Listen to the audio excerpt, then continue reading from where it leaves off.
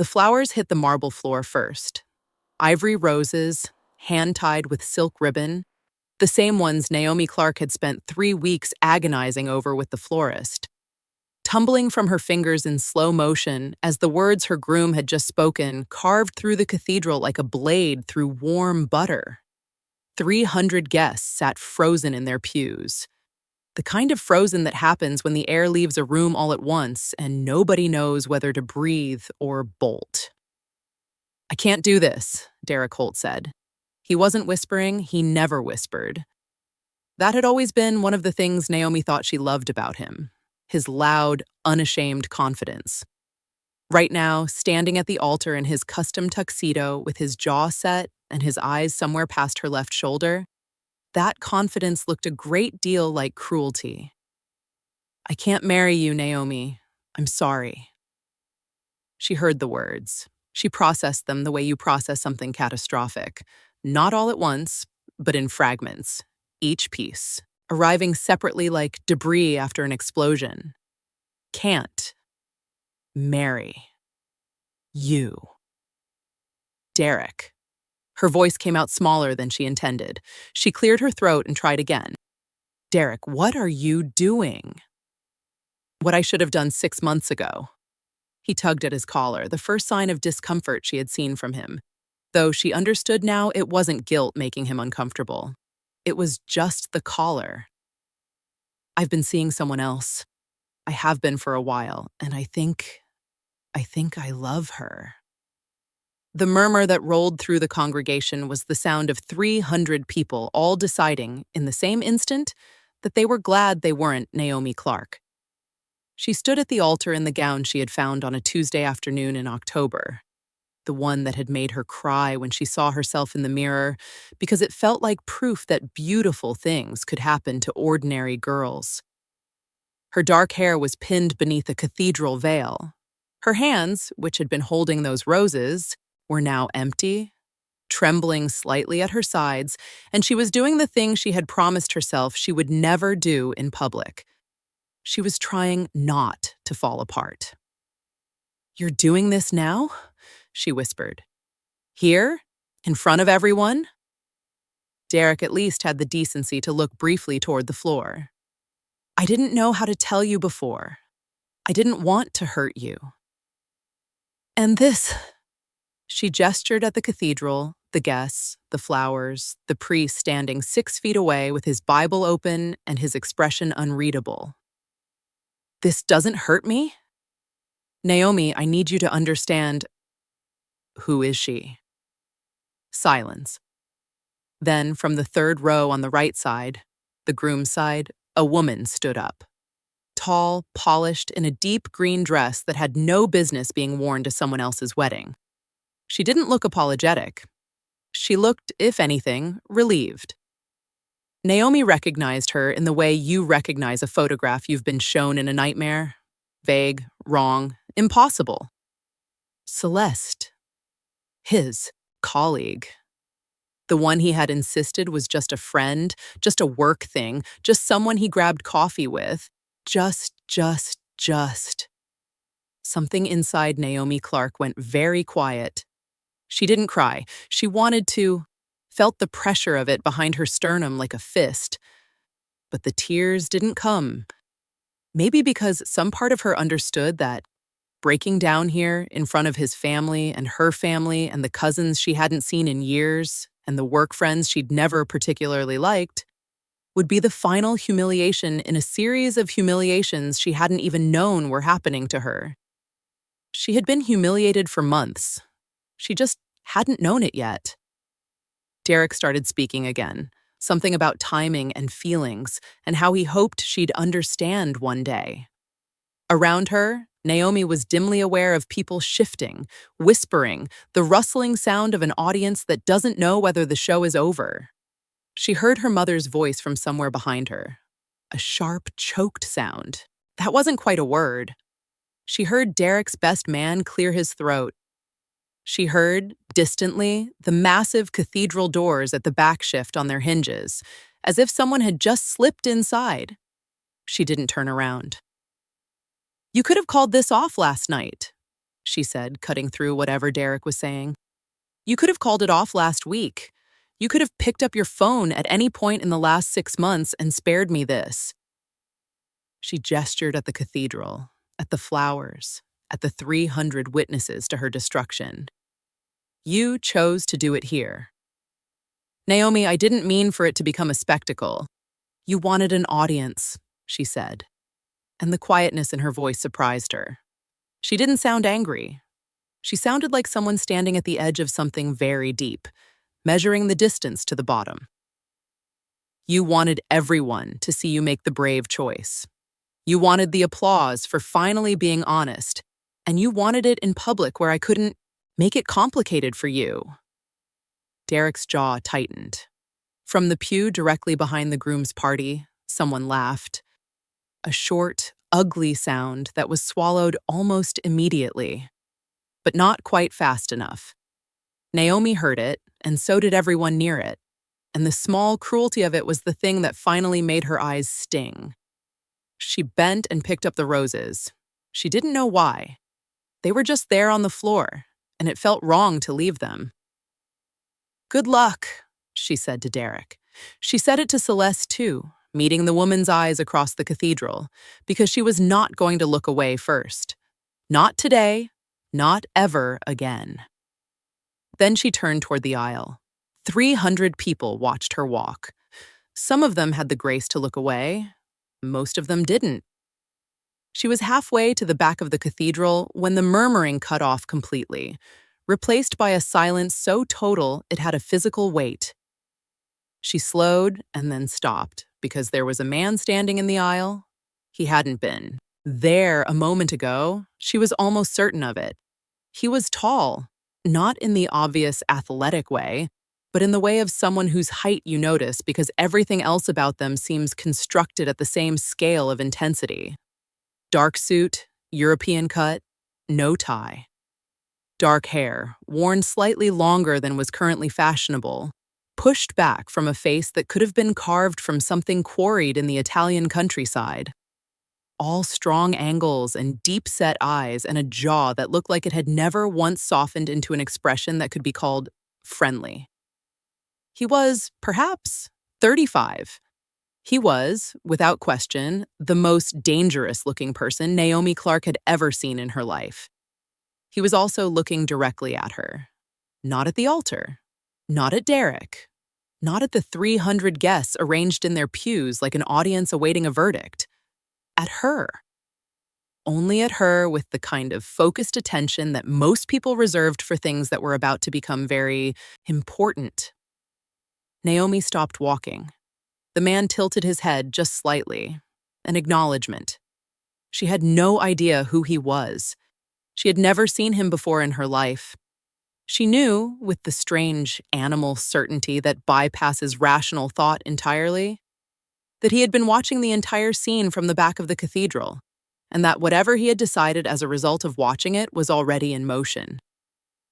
Behind her, Derek's voice broke the silence. Who the hell are you? The man didn't look at Derek. He kept his eyes on Naomi, and he said simply and quietly, in an accent that carried the faintest trace of something Mediterranean. Someone who was in the neighborhood. There was another beat of silence. Then one of Derek's groomsmen, Marcus, the loudest one, the one who had spent the entire rehearsal dinner telling stories that made everyone uncomfortable, called out from his pew, "Security needs to remove this guy." The man turned his head then, just turned it slowly, toward where Marcus was sitting, and something passed across his face that Naomi couldn't name. Not anger, exactly, but a close relative of it. The kind of expression that made Marcus visibly recalibrate whatever he had been about to say next. "You're welcome to try," the man said in exactly the same quiet tone. Nobody moved. Not the security near the side doors, not the groomsmen, not the priest. The cathedral, which moments ago had been an orchestra of whispered commentary and rustling fabric, went absolutely still, as if the room itself had been reminded of something it had briefly forgotten. If you're new here, Hit that subscribe button and ring the notification bell so you never miss a story like this. Drop a comment below. What would you have done in her shoes? He walked toward Naomi. Not quickly. He didn't seem like someone who ever did anything quickly unless he chose to, but with the measured, deliberate pace of someone who had long since stopped worrying about whether the ground would hold his weight. He stopped when he was close enough to speak without raising his voice, which meant he was very close, and Naomi held her ground because her legs appeared to have forgotten how to perform any other function. "Are you hurt?" he asked. It was such a strange question for the moment that she almost laughed. "Excuse me?" "Are you hurt?" he repeated, as though clarification was routine. His eyes moved briefly to the roses she was still holding, and something shifted in his expression. Something she might have called contempt, except it wasn't directed at her. "He embarrassed you in front of his entire social circle. I want to know if you're hurt." She stopped, reconsidered. That's a complicated question. Most honest ones are. He studied her for a moment. "My car is outside. You don't have to go back down that aisle and stand next to any of these people if you don't want to. I don't know you, no." He said it simply without apology. "But you know him." He didn't gesture toward the altar, but she understood who he meant. "And I suspect that knowing someone isn't the security you once thought it was." She held his gaze. "What's your name?" "Dante," he said. "Dante Romano." She didn't know the name. Not then. She would learn it later. Learn what it meant. Learn what it cost to say it in certain rooms. Learn why grown men who carried weapons for a living went very still when someone spoke it aloud. But standing in the aisle of the cathedral with her ruined wedding behind her and 300 witnesses to her worst day watching in unnerving silence, she knew only that his eyes were steady, that he hadn't laughed, and that he was offering her an exit. "Okay," she said. "Okay, Dante Romano." She walked out of the cathedral beside him, and the doors closed behind them with a sound like a period at the end of a very long sentence. Outside, the afternoon was bright and indifferent. The sun doing nothing it was not always doing. The city moving with its usual mechanical disregard for the specific disasters of individual human lives. A car was waiting at the curb, long and black, a driver standing beside it with the expression of someone who had learned never to register surprise. Dante opened the door for her. She got in. He followed. "Where are we going?" she asked when the car began moving.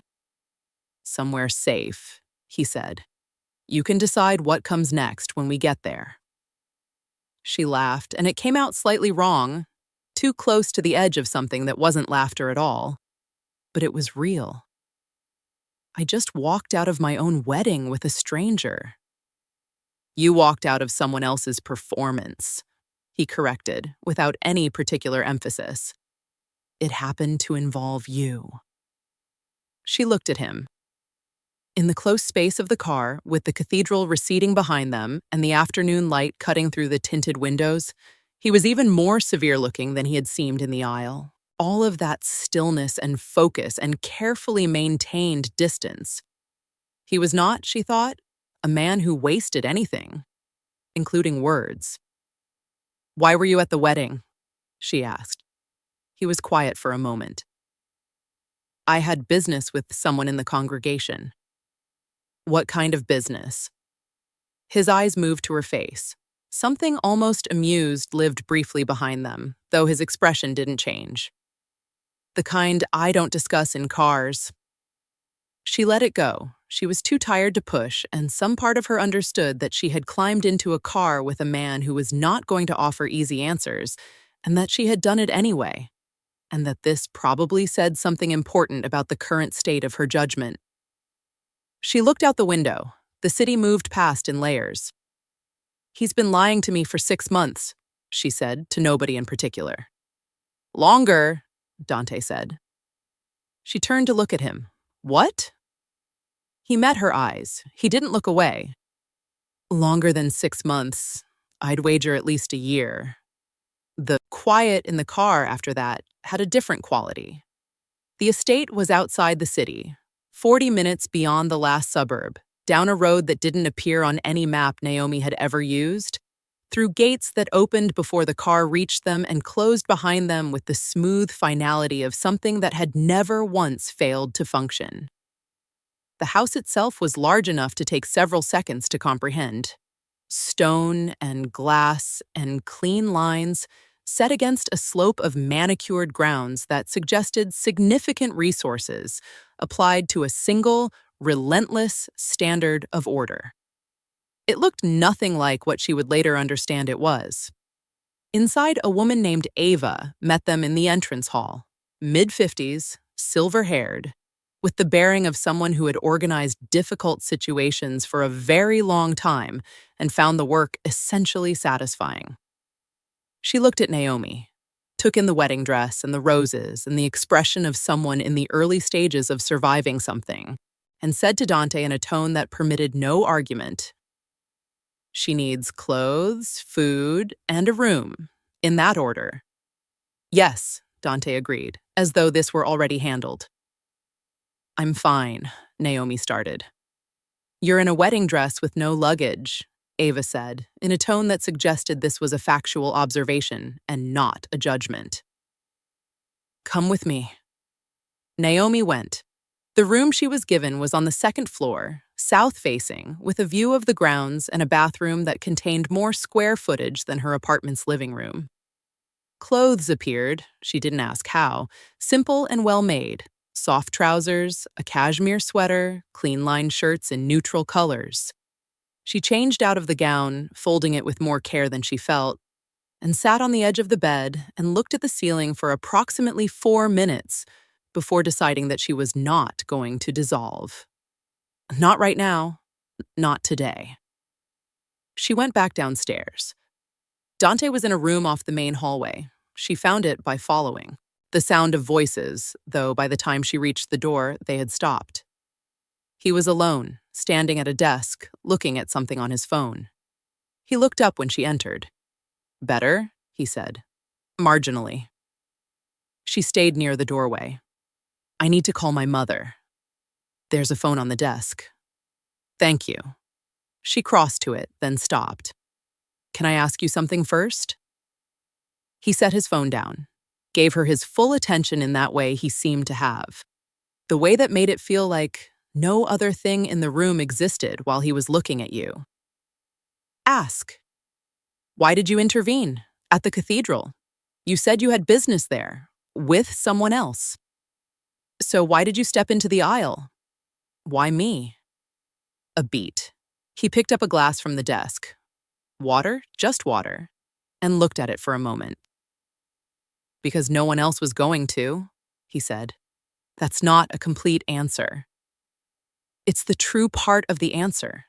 The rest of it is complicated." "You keep saying that about things." "Because they keep being complicated." Something shifted at the corner of his mouth, almost but not quite a smile. "Make your call, Naomi. There will be time for complicated things." She called her mother. Her mother cried, and then her father got on the line and used some language that Naomi had never once heard him use in 31 years. All of it directed at Derek Holt. And she felt, for the first time since the flowers hit the floor, something loosen slightly in her chest. Not healed, not even close, but less alone. When she hung up, Dante was still at the desk. "What happens now?" she asked. Are you expecting me to stay here?" "You can leave whenever you want," he said immediately and simply. "This isn't a cage. It has a lot of the architectural features of one." The almost smile again. "The gates are security, not imprisonment. You can walk out the front door right now and I'll have the car take you wherever you want to go." He leaned against the desk, folding his arms. "But wherever you go, what happened today will reach it before you do. 3 people in that cathedral have significant social media followings. By tonight, the story will have a shape, and the shape will be determined by whoever tells it, First and loudest. Derek Holt has considerable allies in this city. She hadn't thought about that. She thought about it now and felt the specific new dread of it settle into her stomach. Your home will be uncomfortable for a while, Dante continued, not unkindly. Your workplace will be worse, and the version of events that circulates will not be the one you would choose. And you? She said. Are you one of his allies? His expression didn't change, but something behind his eyes did. No, I am not one of Derek Holt's allies. There was a weight to the way he said it. She filed that away. So you're offering me shelter from the fallout. I'm offering you time, he said. Time to decide how you want to handle what's been done to you. Without an audience, without pressure. He paused. My house is large. You won't be in my way. And what do you want in exchange? He looked at her steadily. Nothing you haven't already agreed to. I haven't agreed to anything. You got in the car? He said. She had no good answer to that. She stayed. The first week was strange. She slept more than she had in years. The combination of emotional devastation and the extraordinarily comfortable bed colluding toward an unconsciousness that felt less like rest and more like her body simply refusing to continue processing. She ate meals that appeared with unsettling regularity in whatever room she happened to be occupying. She walked the grounds in the mornings, tracing the same perimeter of manicured hedges and stone paths until she knew every turn of them by feel. Dante was a presence in the house the way certain elements are presences, consistent, noticeable, essential to the atmosphere without being the thing you were looking directly at. She heard him on calls, his voice dropping below audible range whenever she came within earshot. She saw him in the mornings, briefly, when she came down for coffee, and he was already there. Already finished, already on to whatever came next. He asked her each time if she needed anything. She always said no. He always looked like he didn't entirely believe her. On the 8th day, she found him in the library. It was a real library, floor-to-ceiling shelves, the kind that required a rolling ladder, organized with a precision that suggested either an excellent assistant or a genuinely obsessive personal system.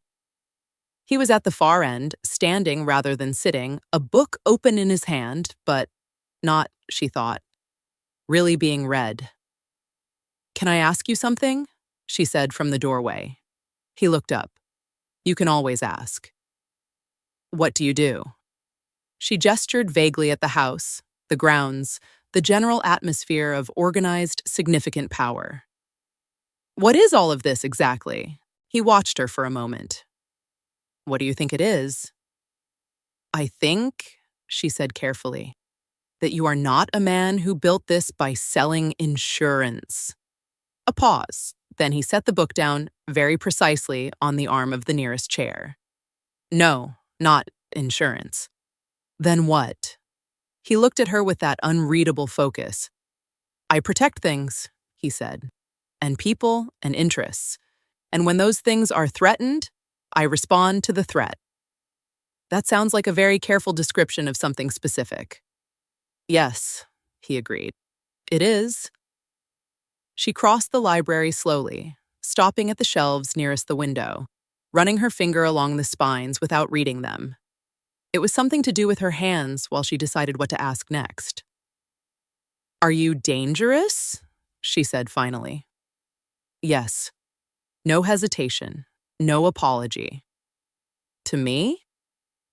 Something moved through his expression, a shift in the quality of his attention, a tightening around his eyes that wasn't anger but was something close to it, or perhaps something on the other side of it entirely. "No," he said. "Not to you, not ever." She believed him. She wasn't entirely sure she should. "What are you going to do with the information you have about Derek?" she asked. "You said you had business with someone in that congregation. Was it him?" He was quiet for a moment, the particular quiet of a man deciding how much truth to extend in a given direction. "I've been aware of Derek Holt's business activities for some time," he said. He's been operating in spaces where he doesn't belong, making commitments he lacks the standing to make. What does that mean? It means, Dante said, that he borrowed credit he didn't earn in rooms that answer to me. He said it without drama, the way you might describe a weather pattern. And that this was going to become problematic, regardless of the wedding. She stared at him. Regardless of the wedding. The wedding was a coincidence of timing, but not an irrelevant one. Okay, she said.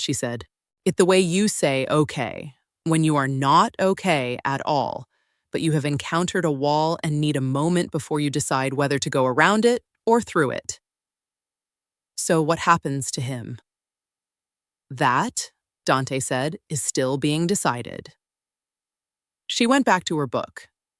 What she didn't know, couldn't have known, sitting in the library on the 8th day of her residency, was that while she was learning the layout of the grounds and the pattern of Dante's silences, he was systematically and methodically dismantling Derek Holt's professional life.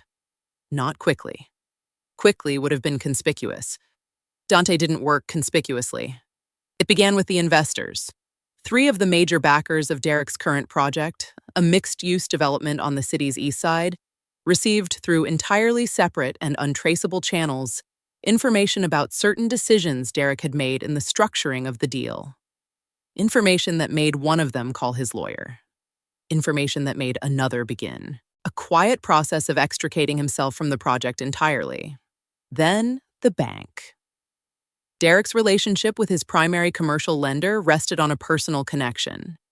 A senior VP who golfed with him quarterly and had extended considerable latitude on 2 recent loans based on personal assurances Derek had given. Those assurances were less solid than they had appeared.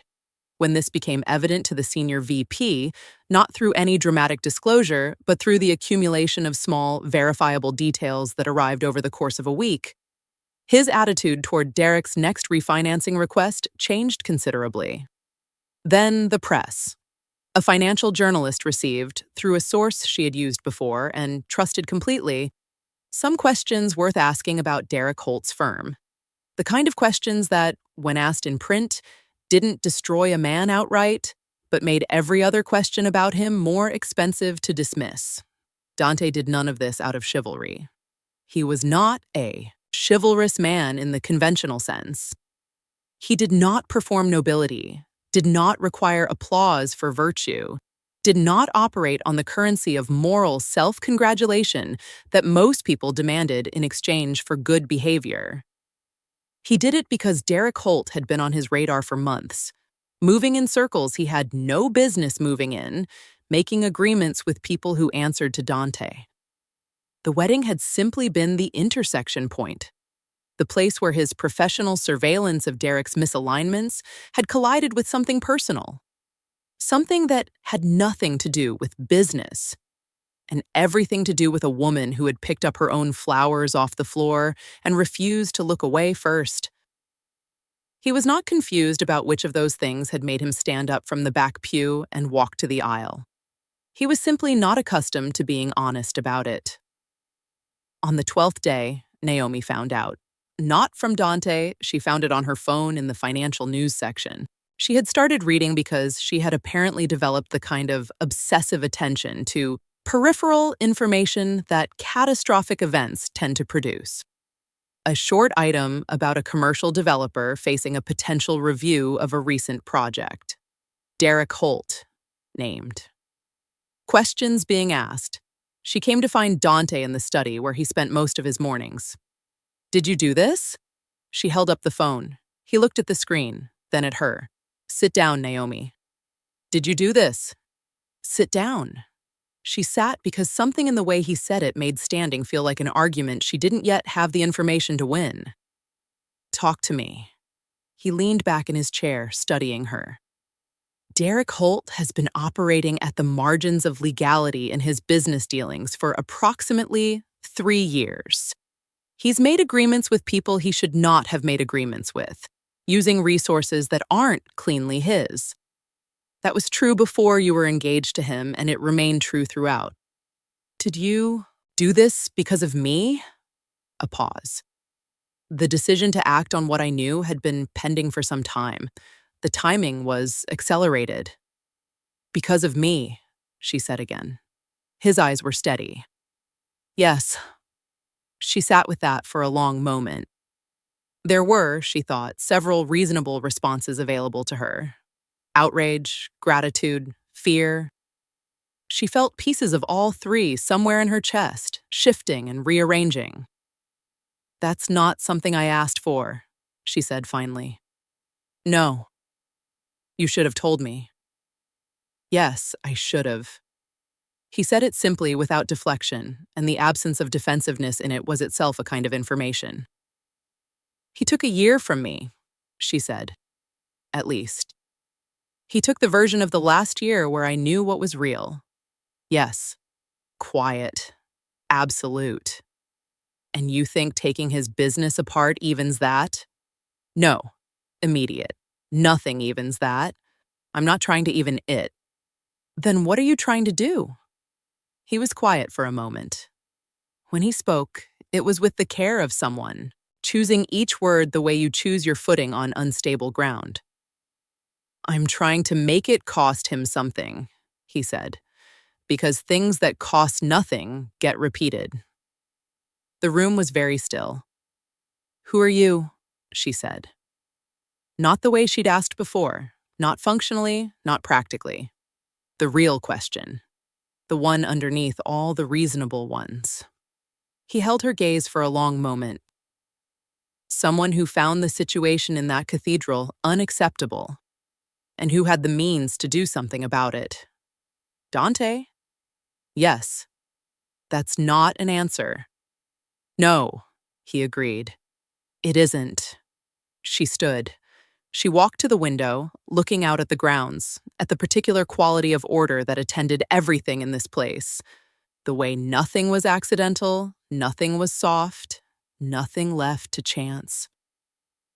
She thought about the man behind her, about the way he had walked into the cathedral aisle like he owned the air in it, about the roses on the floor.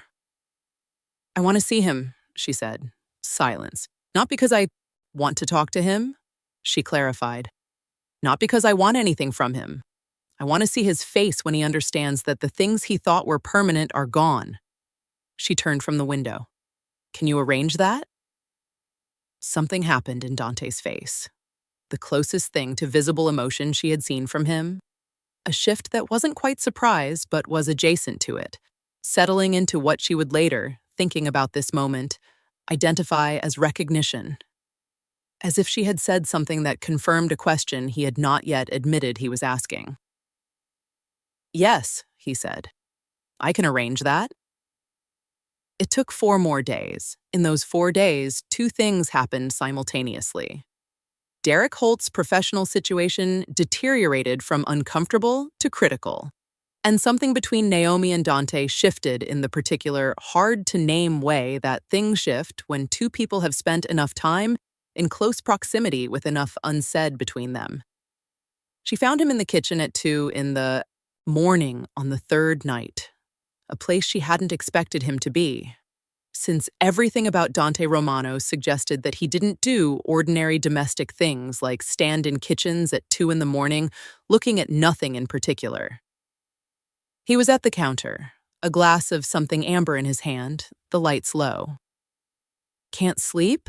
She asked from the doorway. I don't sleep much. He looked at her. You? Same. She crossed to the refrigerator, found the cold water, poured herself a glass. Is it always like this for you? This quiet? Usually. Does it bother you? He considered the question with the same seriousness he appeared to give everything. No, I built it this way. You built all of this to be quiet? I built all of this to be controllable. The quiet is a byproduct. That's a sad way to describe your life. Maybe. He looked at his glass. Or an accurate one. She leaned against the counter across from him, not close, but not maintaining the careful, negotiated distance they'd been keeping. Why don't you have people here? Friends, family. I have associates. That's not the same thing. No, it isn't. She was quiet. Then, are you lonely? He looked at her sharply and she thought she'd gone too far, past the invisible line he maintained around anything that required genuine disclosure. But he didn't deflect. He held her gaze for a moment in that way of his, the one that felt like he was deciding how much to give you. I haven't been, he said finally. Lately. The kitchen was very quiet. She looked at him. He looked at her. Neither of them said anything else, and it was not a silence that needed filling. She went back to bed. She lay in the dark for a long time, thinking about the word lately, about the specific tense of it, about the thing it confirmed that she had been trying not to look directly at for the better part of 2 weeks. She was not over Derek Holt. She would not be, not for some time. The heart doesn't work on a schedule, and she knew she had a significant amount of grief still waiting for her. Grief for the future she had believed she was building. Grief for the version of herself who had believed it. That grief was real and would cost her real time. But she was also, despite all logic, despite everything sensible and cautious and self-protective that her current situation argued for, starting to turn toward Dante Romano the way a compass turns. Not by choice, by something older and less negotiable than choice. She was not sure what to do with that. The next morning, Ava knocked on her door. He's asking for you, Ava said simply. About what? Ava gave her a look that suggested the question was beside the point. He wants to show you something. He says, bring your coat. She brought her coat. Dante was outside, at the far edge of the grounds where the manicured hedges gave way to a stone terrace that looked out over the slope of the land below. Acres of it, green and real and unmanicured, the city a distant arrangement of light on the horizon. He was standing there when she reached him, his hands in his pockets, not looking at her but at the distance. You asked me who I am, he said when she came to stand beside him. I did. I'm going to tell you some of it, not all of it, not yet, but enough that you're not standing in the dark about what this house is. She waited. My family built something in this city, he said, still looking at the horizon. 3 generations ago, they built influence and networks and the ability to resolve problems that official channels couldn't or wouldn't touch. By the time it came to me, it had a name, a reputation, a reach. He paused. I didn't choose to inherit it. I chose to keep it. Why? Because someone had to. And because the people who depend on it, the people whose problems it resolves, they are real people with real lives, and they needed it to hold. She was quiet for a moment. And Derek? He was involved in your networks?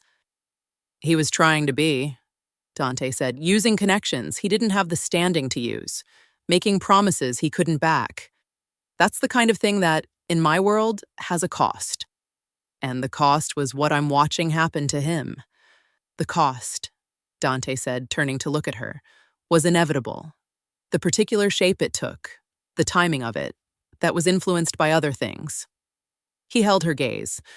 By the situation in the cathedral, by watching someone be treated as though they didn't matter in a room full of people who were capable of saying something and chose not to. She looked at him. You stepped into that aisle because you were angry, on my behalf. I stepped into that aisle, he said carefully, because the situation was wrong and I was in a position to make it less wrong. Yes, and because something about watching you pick up those flowers. He stopped.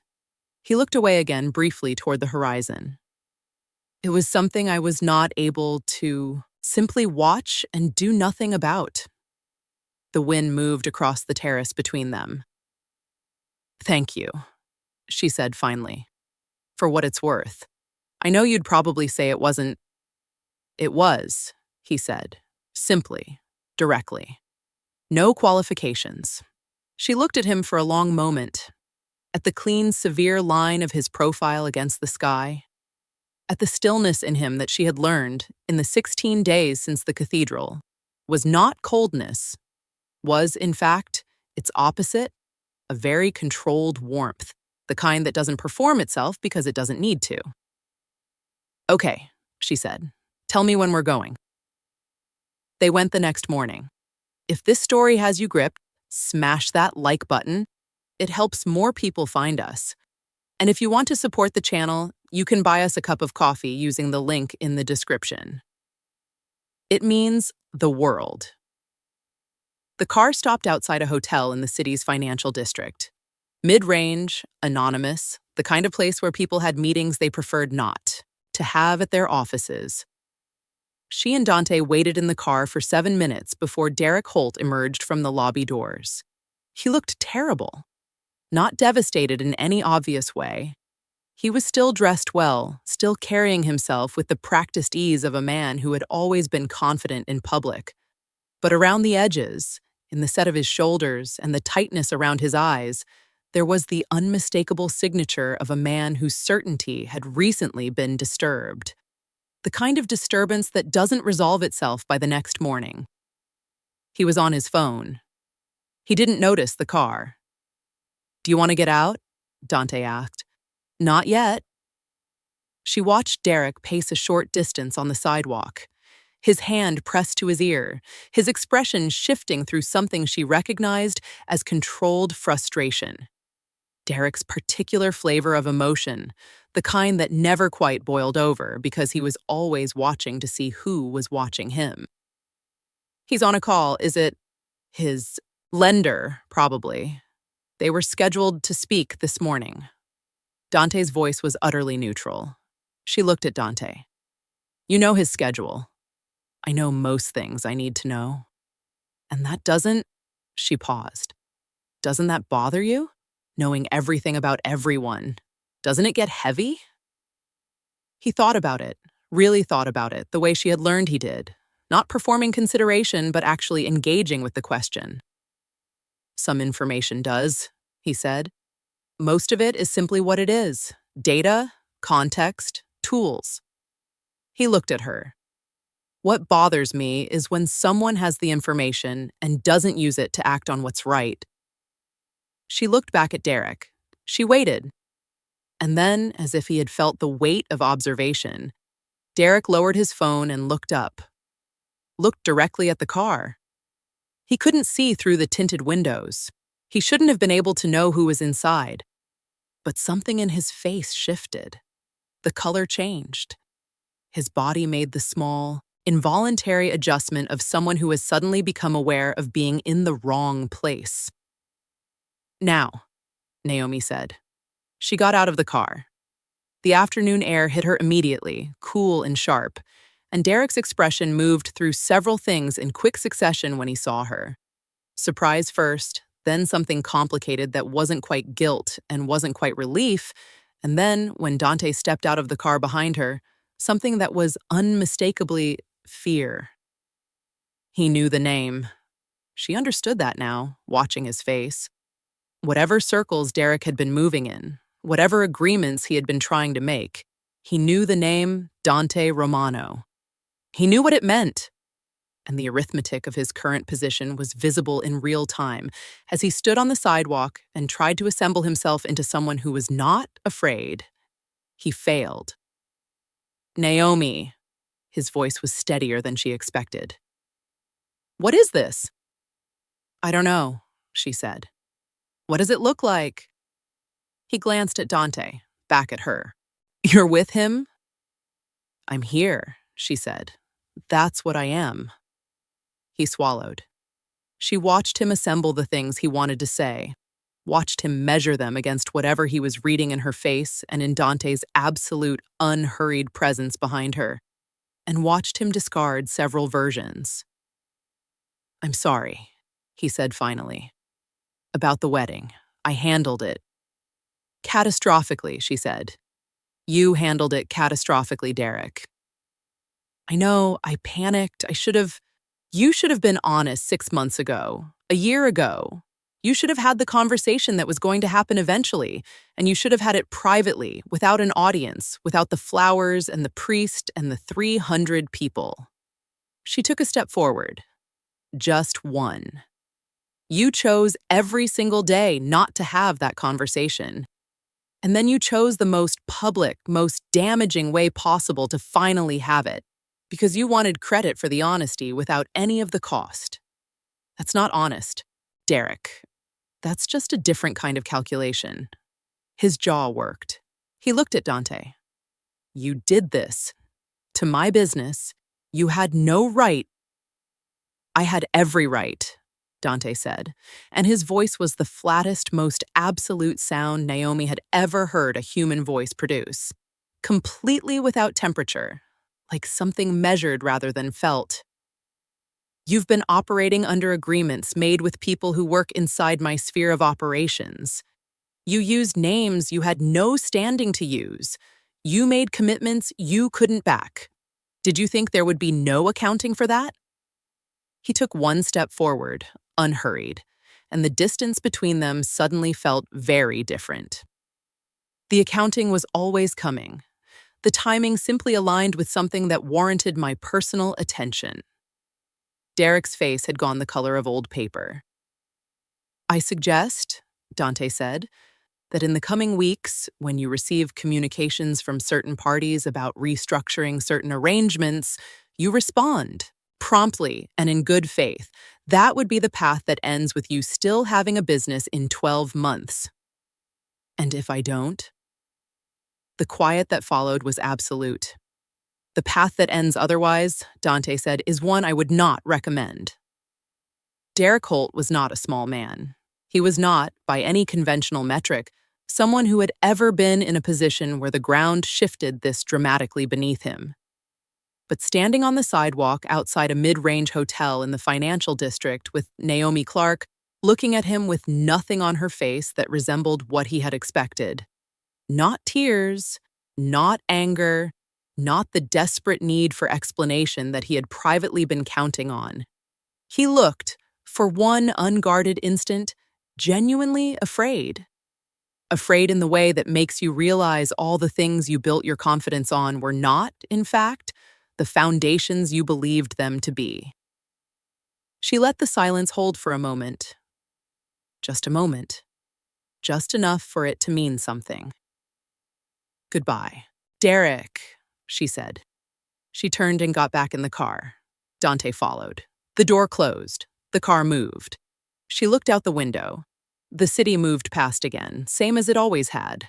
Same layered, indifferent motion, same unrelenting present tense. And she was in it, but no longer subject to it in the same way. Like something had changed in the relationship between herself and the ongoing fact of her life. A tectonic shift too large to see directly, but impossible not to feel. Okay, Dante said from beside her. Yes, she said, and then, actually, yes. Not just, yes. He was quiet for a moment. Then, good. She turned to look at him. What happens to him now? That depends on the choices he makes in the next few weeks. I think he'll make reasonable ones. And if he doesn't? Something moved in Dante's expression. Then things continue. She nodded. She looked back out the window. And what about me? She said. What happens to me? The car was quiet. She felt him looking at the side of her face. That, he said, depends entirely on what you want. She thought about it. She thought about the apartment she had left behind, about the wedding photographs she was never going to display, about the version of the future she had been building that no longer existed. She thought about the estate and the grounds she had walked every morning until she knew them by heart, and the library and the kitchen at 2 a.m. She thought about the terrace and the horizon and the word lately. I want time, she said. I want to figure out what I actually want before I decide on something permanent. I want to stop making decisions from the rubble of the last ones. That seems reasonable, he said.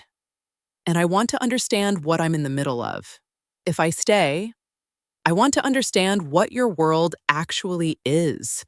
Not everything at once, but not nothing either.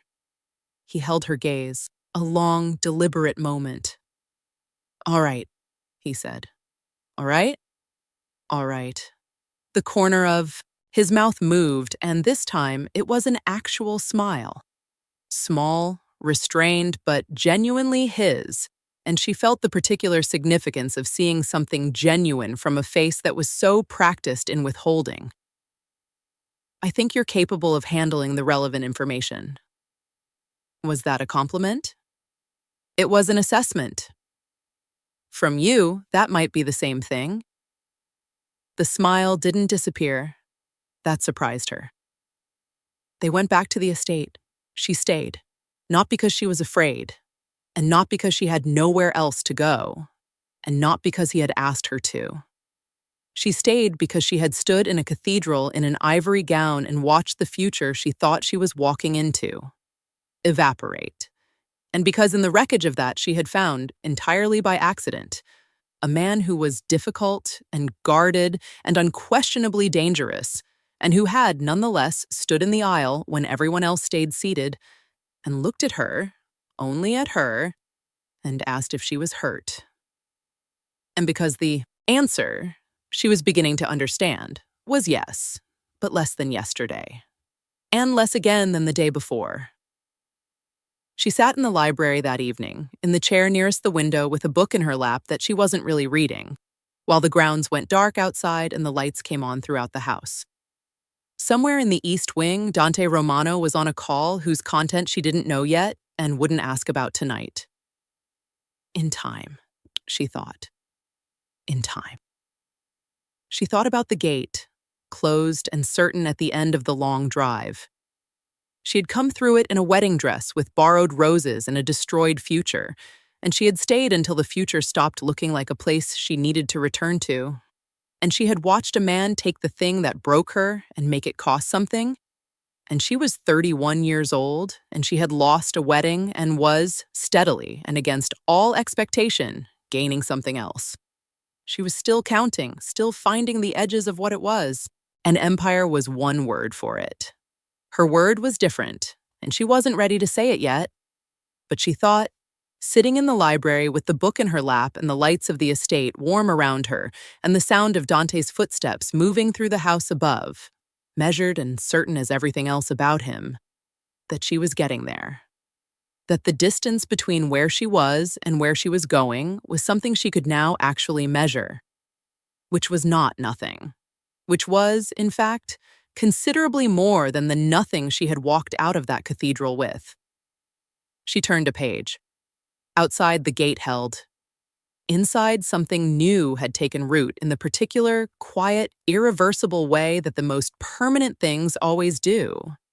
Not with drama or declaration, but with the gradual certainty of something that has decided to stay, finding its shape in the space between two people who had both, for very different reasons, stopped expecting the ground to hold. And finding, to their mutual, unspoken surprise, that it did. 3 days after the confrontation with Derek, Naomi came downstairs to find 2 men in the entrance hall she had never seen before. They were large, careful men, the kind that came with a certain category of problem, not violent in the way that announces itself, but in the way that suggests violence has been discussed and set aside for the moment because something else is more efficient. They were talking to Ava, whose expression had acquired a particular quality that Naomi was beginning to recognize as Ava's version of calm, which was not the same as everyone else's version of calm. Ava's calm was what happened when she had already assessed a situation and decided on an outcome, and was simply waiting for the situation to catch up to her. Dante came down the stairs behind Naomi, and the quality of the room changed immediately.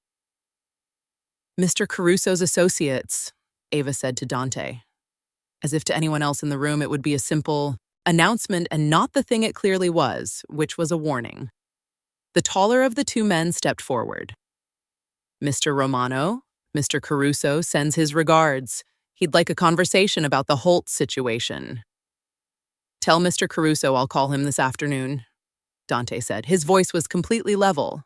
He hadn't slowed his pace coming down the stairs, hadn't shifted his posture, hadn't made any of the small physical adjustments that most people make when they walk into a room containing a potential threat. He simply arrived, took in the situation, and spoke.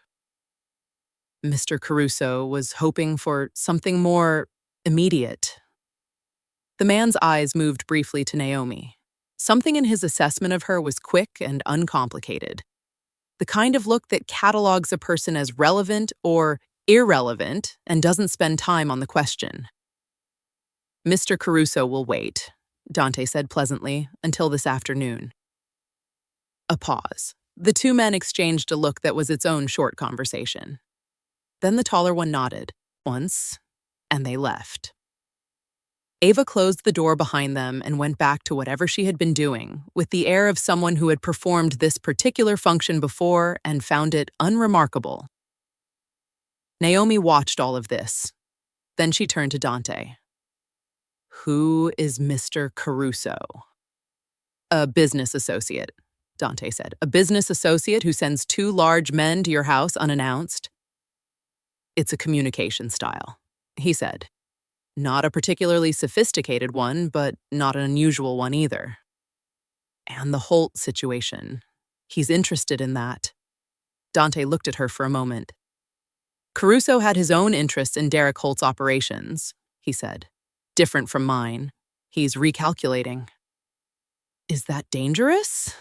He considered the question with what she had come to recognize as his particular kind of honesty. The kind that didn't soften things for comfort, but also didn't perform danger for drama. It's manageable, he said. That's not the same as no. No, he agreed. It isn't. She stood, for a moment in the entrance hall, thinking about this. She thought about the two men, about the ease with which Dante had handled them, about the word manageable and what it implied about the range of situations he had decided to apply that word to over the years. She thought about the life she had left behind, the apartment, the 9-to-5, the careful, ordinary scaffolding of her existence, and she measured it against what she was standing inside right now, and found that the measurement was more complicated than she had expected it to be. Not simpler, not cleaner, but more alive, in the way that things that carry real risk tend to be. I need you to teach me something, she said. Dante looked at her. What? I need you to teach me how to read a room the way you do. How to look at two men in a hallway and know exactly what they represent and what they want and how to handle them. She held his gaze. I don't want to be the person in this house who doesn't understand what's happening around her. He was quiet for a moment, then, that's not a small thing to learn. I know. It will take time. I have time. He studied her with that particular attention of his. Whatever he found in her face appeared to satisfy some question, because he nodded once with the same brevity with which he did most things. All right, he said. We'll start this afternoon. She nodded. She started to move past him toward the kitchen, then stopped. Dante. Yes. Thank you for not sending me upstairs. He held her gaze for a moment. I don't operate that way, he said. I know, she said. That's why I'm saying thank you. She continued to the kitchen. Behind her, she heard him stand in the entrance hall for a moment longer than was necessary before he turned and went back upstairs. And she did not mention this to him when she saw him that afternoon, but she noted it in the private, careful accounting she had been keeping since the night in the kitchen. The afternoon, he had promised became an ongoing thing. He didn't call it lessons. He didn't call it anything. He simply began, at various points throughout the day and evening, to give her context for what she was observing, for what the calls and visitors and movements of people through the house represented. He explained structures to her the way an architect explains a building, not dwelling on any single room, but showing her how the rooms related to each other, how the weight was distributed, which walls were load-bearing, and which could be removed without consequence. She was a quick study. He noticed this, and she noticed that he noticed, and there was a satisfaction in that which she hadn't expected. "You could have done this before," he said to her one evening in the study.